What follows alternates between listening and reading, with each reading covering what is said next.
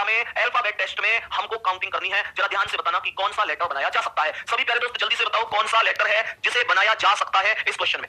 अंग्रेजी वर्णमाला में बाएं छोर से 15वें के दाईं ओर 9वां अक्षर कौन है? Which letter is ninth to the right of the 15th letter from the left hand of the English alphabet? बाएं छोर से 15वें अक्षर के दाईं ओर 9वां, राइट साइड 9वां अक्षर पूछ रहा है। क्या आप जानते हैं, क्या आपको पता है? जैसे इसने बोला है ना, बाएं से 15वें के दाएं 9वां, अंग्रेजी वर्णमाला की बात कर रहा है। अंग्रेजी वर्णमाला ए से शुरू होती है, जेड पर खत्म होती है, जिसकी इसने बात करी है। ए से शुरू होगी अंग्रेजी वर्णमाला, ए से शुरू होगी, जेड पर खत्म होगी। और इसने अंग्रेजी वर्णमाला पूछा है, विपरीत में नहीं पूछा, तो इसका मतलब मैं अपनी काउंटिंग ए से शुरू करूंगा। और हमेशा एक बात ध्यान रखना, जब कभी भी लेफ्ट के साथ राइट आ जाए, जब कभी भी लेफ्ट के साथ राइट आ जाए तो ये इक्वेशन जोड़ दी जाती है। बात समझ में आ रही है? ध्यान से सुनेंगे। जब कभी भी मेरे प्यारे दोस्त लेफ्ट और लेफ्ट होंगे दोनों तो माइनस होगा, जब कभी भी दोनों राइट और राइट होंगे तो माइनस होगा, जब एक लेफ्ट और एक राइट होगा तो प्लस होगा, और जब एक राइट और एक लेफ्ट होगा तो भी प्लस होगा। कहने का अर्थ है जब एक जैसे होंगे तो घट जाएंगे, अलग अलग होंगे तो प्लस हो जाएंगे। ये ध्यान रखना। तो हमने क्या किया, 15 में 9 जोड़ दिया, 24 हो गया। 15 + 9 24, और 24 पर एक्स होता है। यही एक्स हमने सवाल का आंसर बना दिया। ए ऑप्शन करेक्ट कर दिया। कोई दिक्कत किसी को?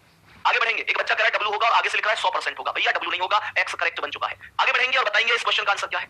मेरे सभी प्यारे दोस्त बताएंगे इस प्रश्न का करेक्ट जवाब क्या है। क्वेश्चन को समझेंगे कि क्या कहना चाह रहा है। क्वेश्चन को पहले बहुत ध्यान से पढ़ लिया करो कि क्वेश्चन ने पूछा क्या है। भाई क्वेश्चन ने पूछा क्या है, सुनो ध्यान से।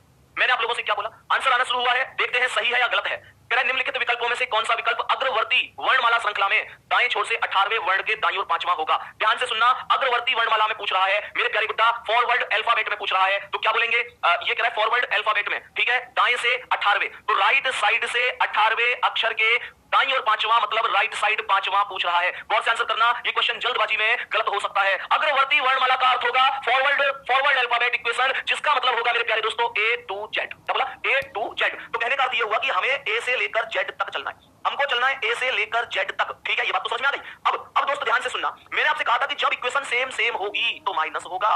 तो यहाँ 18 में से 5 माइनस कर दिया तो 18 में से 5 घटाते ही 13 आ गया। 13 पर M आता है, इसमें कोई संदेह नहीं है। और M कितने लोगों का आंसर है, एक बार थम्स अप करना मेरे दोस्त।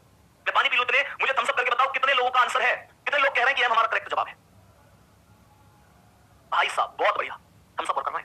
M करेक्ट जवाब है। क्वेश्चन को आप थोड़ा सा ध्यान से नहीं पढ़ पाए।